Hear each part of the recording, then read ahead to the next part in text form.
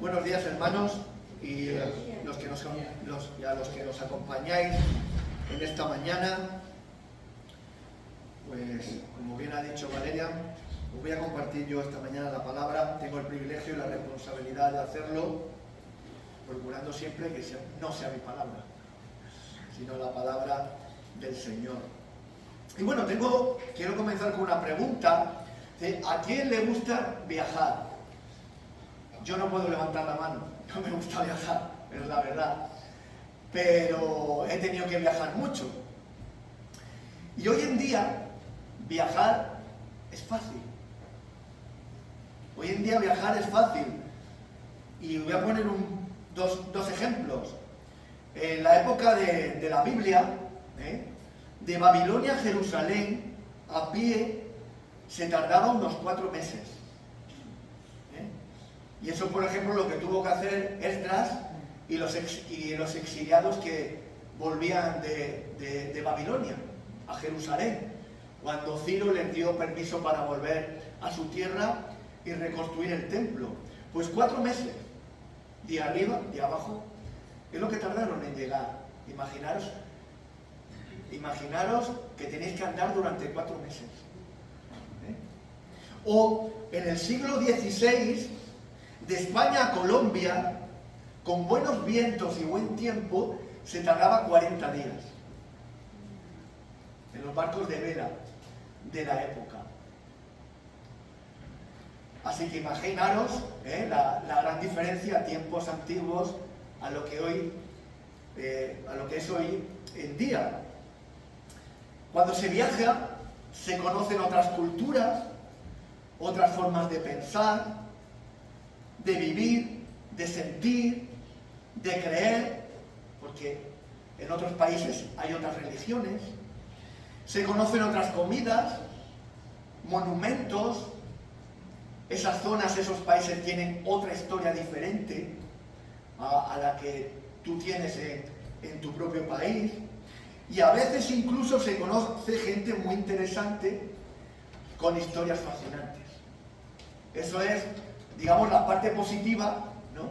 Y en general, que todos buscamos cuando viajamos. Pues en esta mañana yo te propongo un viaje muy largo. Es un viaje muy largo, realmente, pero sin moverte de la silla. Y es lo que vamos a hacer al leer y a escudriñar el Antiguo Testamento. Estamos haciendo un viaje a otro lugar muy diferente del que nosotros vivimos habitualmente. Porque si no lo sabéis, lo vamos a ir viendo poco a poco.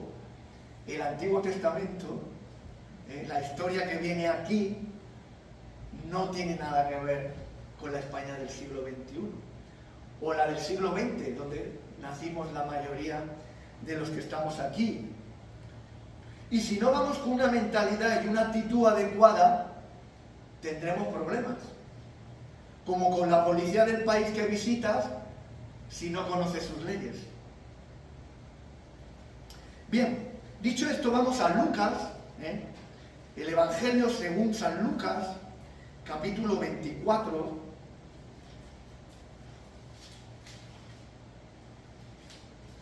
versículo 27, que dice, Lucas, capítulo 24, versículo 27. Y empezando por Moisés y siguiendo por todos los profetas, les fue explicado cada uno de los pasajes de las Escrituras que se referían a él mismo. Está hablando de Jesús, después de la resurrección. Y en este mismo capítulo 24, versículo 44, dice, luego les dijo, cuando aún estaba con vosotros, ya os dije que era necesario que se cumpliera todo lo que acerca de mí está escrito en la ley de Moisés, en los profetas y en los salmos. Aquí sigue el Señor Jesucristo hablando con los discípulos después de su resurrección y aparición a ellos. ¿A qué se refiere? ¿A qué se está refiriendo Jesús cuando está hablando con estas personas, con los discípulos? Pues al Tanakh, acróstico Tanakh, que es en hebreo la T, que significa Torah, la N, que significa Nevi'im, que es profetas en hebreo, y la K, que es Ketuvim, que es los escritos, que es la Biblia hebrea, o la Biblia judía, o lo que nosotros llamamos Antiguo Testamento. Y es la única que existía en ese momento. La que utilizó Jesús para enseñar y la única que tuvieron los apóstoles en los primeros años del cristianismo. Son 24 libros, son los 24 libros que son nuestros 39. Los judíos no tenían ni uno más ni uno menos de los que teníamos nosotros. Lo que pasa que porque ellos, entonces, ¿por qué son 24 y nosotros 39? Porque ellos juntaban libros que nosotros no juntamos. Por ejemplo, Primera y Segunda de Samuel, para ellos era solo un libro. Primera y Segunda de Reyes, para ellos era solo un libro. Primera y Segunda de Crónicas, para ellos era solo un libro. Esdras y Nehemías lo juntaban y para ellos era solo un libro. O los 12 profetas menores, para ellos era solo un libro. Y ahí se va reduciendo hasta que son sus 24 libros del canon hebreo, la Biblia hebrea, la Biblia judía, que son nuestros 39 libros. Así que por ahí tengamos la tranquilidad de que la revelación dada a los judíos es la misma que tenemos nosotros. Y esa revelación, esos 24 libros, 39 nuestros, era suficiente en ese momento de la historia. En la de los discípulos y en la de Jesús. Era suficiente, pero no completa. No era completa. Más tarde llegaría el Nuevo Testamento. Más tarde los apóstoles, Pablo, Lucas y otros escribirían nuestro Nuevo Testamento. La Torá, como hemos dicho, la Torá en hebreo, que significa ley o instrucción, y Pentateuco, como lo conocemos nosotros, que es en griego, que significa 5 libros, pues son los que creo que todos más o menos conocemos o alguna vez hemos oído hablar de ellos. Génesis, Éxodo, Levíticos, Número y Deuteronomio, que es la base de la fe judía, los cimientos de la nación judía. Hay un rabino en la época de Jesús, Gilel, creo que era Gilel, que decía, la Torá es el Antiguo Testamento, todo lo demás es un anexo. Un anexo o una explicación, podemos decir. Es la base de la fe. Son los cimientos del gran edificio de la fe, los cimientos de este libro, donde está toda la sabiduría de Dios. Y aquí tenemos dos retos. Tenemos dos retos. La antigüedad de los hechos que chocarán con nuestra mentalidad occidental y del siglo XXI, y además el idioma hebreo. El Antiguo Testamento es un tiempo muy lejano del nuestro y una forma muy diferente de vivir y de sentir y de creer a la nuestra, lo cual es un reto para nosotros. Y también el idioma hebreo, porque el idioma hebreo, como cualquier otro idioma, tiene sus peculiaridades, sus formas, sus expresiones, etcétera, que también en cierta medida lo hace de cierta dificultad para nuestra comprensión. Este viaje que comenzamos hoy comienza por despojarse, en todo lo posible, de despojarse del aquí y el ahora.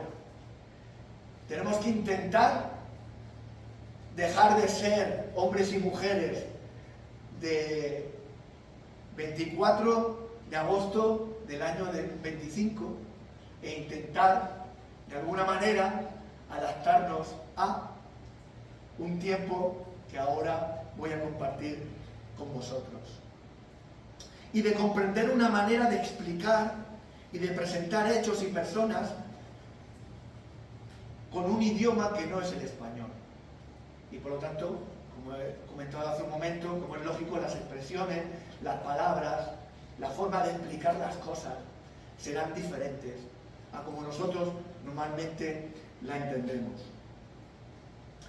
No quiero entrar en datos técnicos de ninguna clase, sino que quiero que saquemos los tesoros que hay en este Antiguo Testamento. Quiero sacar el alimento de nuestras almas y dar luz para iluminar nuestro pensamiento y nuestro camino como creyentes o como personas de esta época y de este siglo. Aunque posiblemente de vez en cuando tendré que hacerlo para aclarar alguna cuestión en particular. Y comenzamos este viaje en Génesis, como es lógico. El primer libro de la Torá, o del Pentateuco, escrito sobre el año 1443 a.C. por Moisés. Lo niegan esta fecha y este escritor, lo niegan solo los más recalcitrantes y obstinados eruditos. Y ahí está, por ejemplo, la famosa teoría documental de Julius Wellhausen, hecha sobre el siglo XIX, que resumiendo mucho venía a decir: es imposible que la Torá, que los 5 libros de Moisés, lo escribiera Moisés. Y da una serie de teorías y de razones que hoy en día están más que refutadas, más que demostradas, que para un hombre del principio del siglo XIX, pues podía creerlo, ¿no? Porque, por ejemplo, la arqueología estaba en pañales, por ejemplo. Porque, por ejemplo, se decían cosas como que para la época de Moisés no existía la escritura, por lo tanto Moisés no pudo escribir el Pentateuco.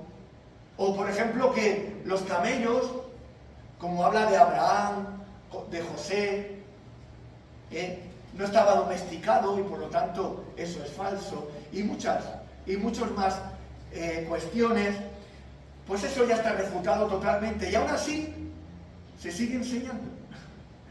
Y aún así se sigue creyendo, desgraciadamente. En el principio se titula Hebreos, nombre en hebreo del libro de Génesis, en el principio. Y en griego significa orígenes. En Génesis significa orígenes. Se puede dividir claramente en 2 grandes acontecimientos de la historia de la humanidad, según Dios. No según los arqueólogos, no según los historiadores, no según los filósofos. Dios le ha placido dividir Génesis en 2 grandes apartados. Primero, la historia de la raza humana, la creación de todas las cosas, que va del capítulo 1 al capítulo 11. Y segundo, la historia de la raza hebrea, que va del capítulo 12 al final del libro, capítulo 50. Bien, dicho esto, para ponernos un poco en antecedentes, sepamos un poco dónde estamos, pues vamos a Génesis capítulo 1, que, como es lógico, por cuestión del tiempo, no lo podemos leer entero. Si no lo has leído o no te acuerdas, te sugiero, te aconsejo que cuando termines la reunión en casa, vuelvas a leerlo completamente. Pero a modo de ejemplo de lo que aquí dice, pues voy a leer algunos versículos. Empezando desde el versículo 2, Génesis capítulo 1, desde el versículo 2 en adelante. Y la tierra estaba desordenada y vacía, las tinieblas estaban sobre la faz del abismo, y el Espíritu de Dios se movía sobre la faz de las aguas. Y dijo Dios, sea la luz. Y vio Dios que la luz era buena.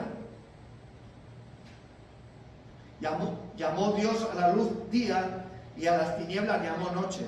Y fue la tarde y la mañana del primer día. Luego dijo Dios, haya una expansión en medio de las aguas, y separen las aguas de las aguas. Y fue así. Y llamó Dios a la expansión cielos, y fue la tarde y la mañana del día segundo. Y dijo también Dios, reúnase las aguas que están debajo de los cielos en un único lugar, para que se descubra lo seco. Y fue así. Y vio Dios que era bueno. Después dijo Dios, produzca la tierra hierba verde, hierba que dé semilla, árbol que dé fruto según su especie, cuya semilla esté en él sobre la tierra. Y fue así. Y vio Dios que era bueno, y fue la tarde y la mañana del tercer día. Dijo luego Dios, haya lumbreras en la expansión de los cielos, para separar el día de la noche, y para que sirva de señales para las naciones, para las estaciones, los días y los años. Y hizo Dios las dos grandes lumbreras, la mayor para enseñorear en el día y la menor para enseñorear en la noche. E hizo también las estrellas. Y vio Dios que era bueno, y fue la tarde y la mañana del cuarto día. Y dijo Dios, produzcan las aguas seres vivos y aves que vuelen sobre la tierra, en la abierta expansión de los cielos. Y creó Dios los grandes monstruos marinos y todo ser vivo que se mueve. Y los bendijo Dios y les dijo, fructificad y multiplicaos. Y fue la tarde y la mañana del quinto día. Y dijo Dios, produzca la tierra seres vivos según su especie, bestias, serpientes y animales de la tierra según su especie. Y fue así. E hizo Dios los animales de la tierra. Y vio Dios que era bueno. Entonces dijo Dios, sí, entonces, y vio Dios que era bueno. Entonces, pues sí, versículo 26, entonces dijo Dios, hagamos al hombre a nuestra imagen, conforme a nuestra semejanza, y señoré sobre los peces del mar, sobre las aves de los cielos, sobre las bestias, sobre toda la tierra, y sobre todo animal que se arrastra sobre ella. Y el versículo 31, y vio Dios todo cuanto había hecho, y era bueno en gran manera, y fue la tarde y la mañana del sexto día.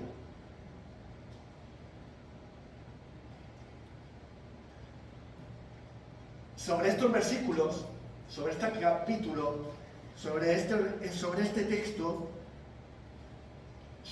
pueden surgir, y de hecho surgen, y han surgido a lo largo de la historia, muchas preguntas, muchas cuestiones, muchas dudas, pero quizás la más representativa de todas ellas, o la que más nos suena, o la que más suena en los programas de divulgación científica, es, ¿fueron 6 días? ¿Se hizo realmente en 6 días? ¿O más tiempo? La palabra hebrea que se utiliza en estos textos cuando dicen día es yom, en hebreo, yom, que tiene dos significados y que así se ve a lo largo de otros textos de todo el Antiguo Testamento. Esos dos significados.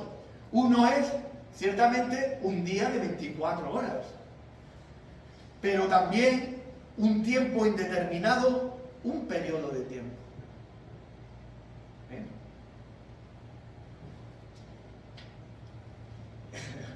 Y entonces, ¿cuánto fue? ¿Cuánto tardó Dios en hacer el mundo? ¿24 horas o mucho más? Bueno, es muy cuestionable creer que todo lo que se nos narra en estos versículos, imaginaros narrar algo tan portentoso y tan grande y con tanta repercusión en la historia universal y del mundo y del hombre, darlo en 31 versículos. El escritor tenía que resumir mucho. Entonces, es muy cuestionable creer que todo lo que se nos narra en estos versículos ocurrieron en 6 días de 24 horas. Aunque si tú lo quieres creer así, es legítimo. ¿Podía hacerlo Dios en 24 horas? Sí. Podía hacerlo en 24 horas. Dios es todopoderoso. Pero igual de cuestionable es pensar que el mundo tiene millones o billones de años y se formó solo, ya que estas cuentas y deducciones se hacen sobre bases más filosóficas que científicas, para que éstas encajen en una serie de creencias. ¿Y cuáles estas creencias? No se puede creer en Dios y que Él lo hizo. Entonces, tan cuestionable es una como otra. Y tan legítima es que tú creas en una como en otra. ¿Por qué? ¿Por qué digo esto? Porque sincera y honradamente es que no lo sabemos.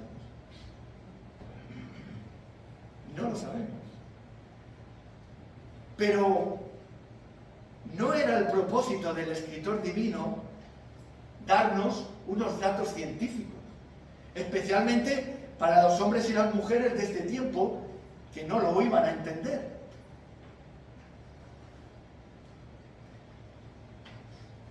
Porque, ¿cuál es la cuestión central de este capítulo 1? La cuestión importante en este texto. Pues ahí nos tenemos que ir a 2 versículos que no he leído del capítulo 1, que es el versículo 1, que dice: en el principio creó Dios los cielos y la tierra.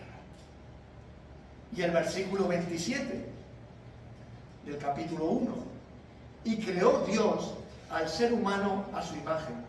A imagen de Dios lo creó, hombre y mujer los creó. Hubo una participación directa de Dios en la creación. Esto queda palpable con estos 2 versículos. En la existencia de todas las cosas. Estos 2 versículos es un alegato contra la idolatría, el paganismo, la mitología y toda clase de supersticiones. Ahí nadie cuestiona esto. Por supuesto que sí, los dioses griegos, egipcios, babilonios. ¿Quién puede creer en esos dioses? ¿No? O la explicación que se da en diferentes culturas de la creación del mundo, de dioses que derraman su sangre, que matan a otros dioses y que de su muerte surgen las estrellas. Ahí todos estamos de acuerdo. Lógico que sea un alegato contra el paganismo, la mitología y toda clase de sus supersticiones. Pero también estos 2 versículos, el 1 y el 27, es un alegato contra el materialismo evolucionista en todas sus variaciones, en los que habrá mucha gente que te diga: tú estás loco. ¿Cómo puedes creer que Dios ha creado todas las cosas? Mira qué dicen los científicos. Mira qué dicen las pruebas. Mira qué dice Darwin. ¿Es que no has estudiado el Big Bang en la escuela? Pues es un alegato contra las 2 posiciones. Y si no creemos esto, si no creemos Génesis 1, nada de la Biblia tiene sentido.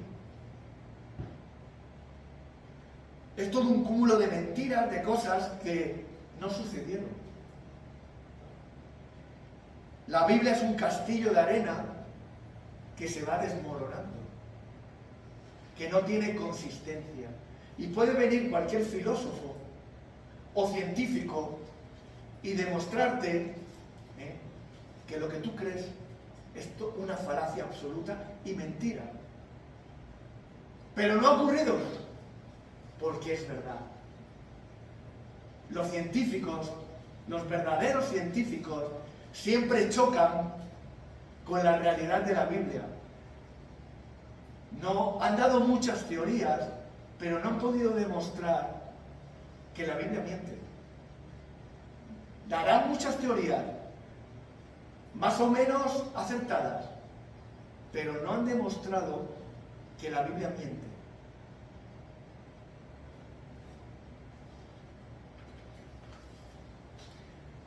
Resumiendo, no sabemos cómo y en cuánto tiempo exactamente ocurrió Génesis capítulo 1, pero Dios estaba ahí. Pero ocurrió. Porque si no hubiera ocurrido, tal como cuenta Génesis, capítulo 1, nosotros no estaríamos aquí. Y más adelante, ya lo veremos, no creeríamos lo que creemos y lo que defendemos con total certeza.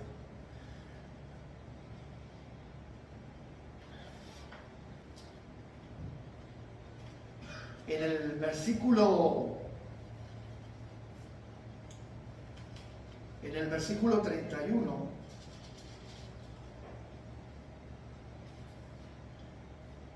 no, perdón,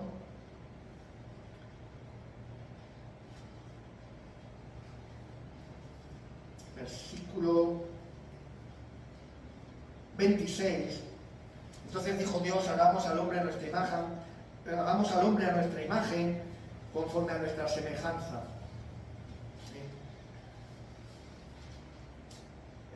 Aquí vemos a Dios, pero más que a Dios, podemos ver al Trino Dios en este capítulo 1, en el versículo 26 particularmente. Bueno, y también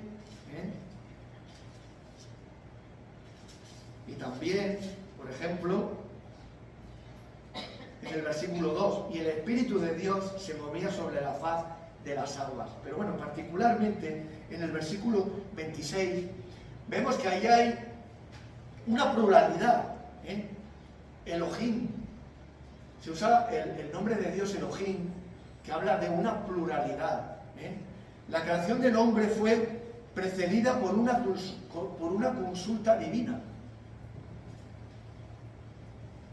Aunque es chocante, imaginaros cuando no estaba el Nuevo Testamento,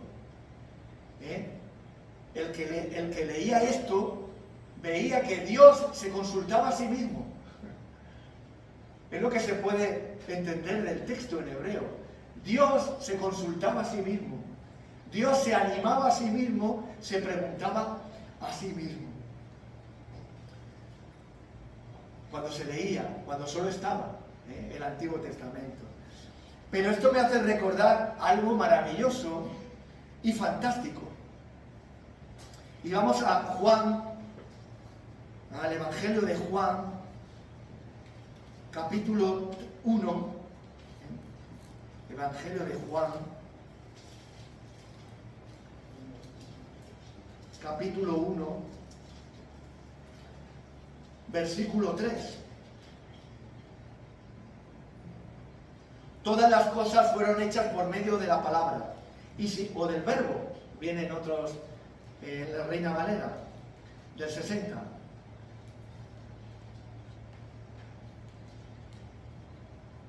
Todas las cosas fueron hechas por medio de la palabra, y sin ella nada de lo que ha sido fue hecho. ¿De quién está hablando? De Jesús. Capítulo 8, versículo 58.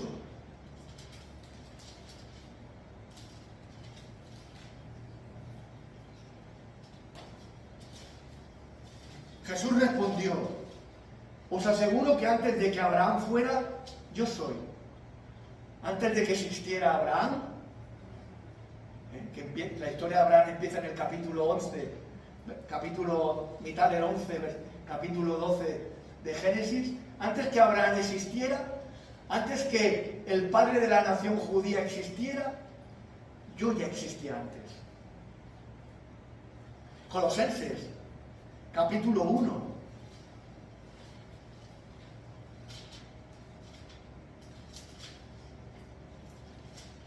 Versículo 16.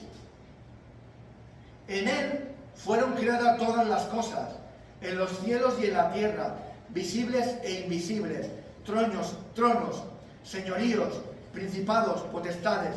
Todo fue creado por medio de él y para él. Bueno, y el versículo 15, para que sepamos manera clara de quién estamos hablando. Cristo es la imagen del Dios invisible, el primogénito de toda creación. En él fueron creadas todas las cosas, en los cielos y en la tierra, visibles e invisibles, tronos, señoríos, principados, potestades. Todo fue creado por medio de él y para él. Y último texto, de otros muchos que hay, Hebreos, capítulo 1, versículo 2. En estos últimos días nos ha hablado por medio del Hijo, Jesús, ¿no? A quien constituyó heredero de todo y por quien asimismo hizo el universo. ¿Quién estaba en el versículo 26? Aparte del Padre, el Hijo. Esto es una manera resumida. Hay muchos más textos, incluso en el Antiguo Testamento, que defienden la creación de Dios, la creación trina de Dios, de que el Dios trino en el que nosotros creemos ya estaba ahí. Jesús no es un ser creado, sino el creador de todas las cosas. Acabamos de leer, Dios, pues solo Dios estaba ahí y creando. El poder de crear estaba sobre él. Él fue la persona de la deidad por la cual se ejecutó el acto de la creación.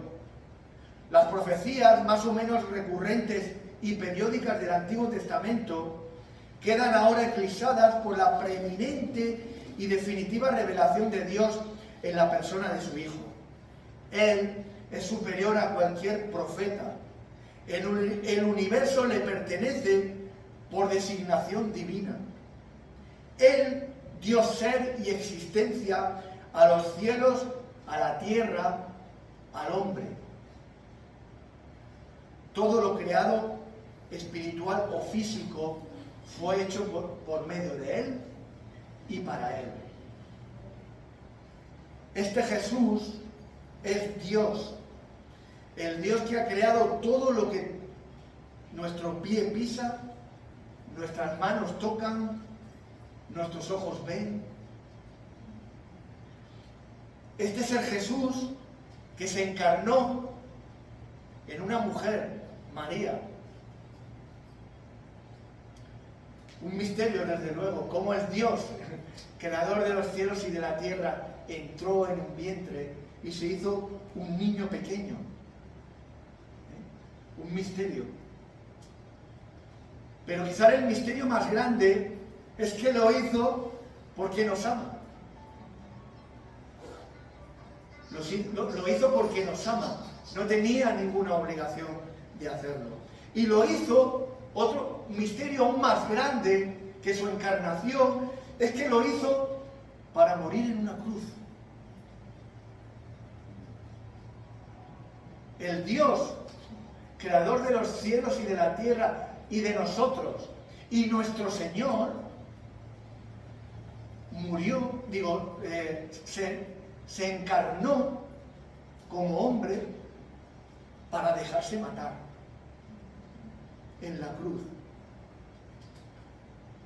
porque nos ama, porque te ama a ti y porque me ama a mí. No lo hizo por otra cuestión. No lo hizo por otra razón. Lo hizo por ti. Lo hizo por mí. Y si eres sincera contigo mismo, te puedes preguntar, ¿pero por qué? Yo no lo merezco. No lo merezco. Nunca me he preocupado de Dios. Pues alguna vez he pensado en Él, pero nunca me he preocupado por lo que Él piensa, por lo que Él quiere de mí. Tú conoces tus pecados, yo conozco los míos, y ciertamente me avergüenzo de ellos. Dios lo hizo porque nos ama.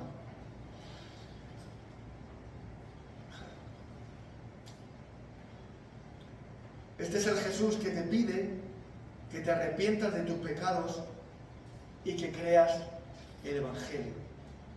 La buena noticia de que ahora hay salvación.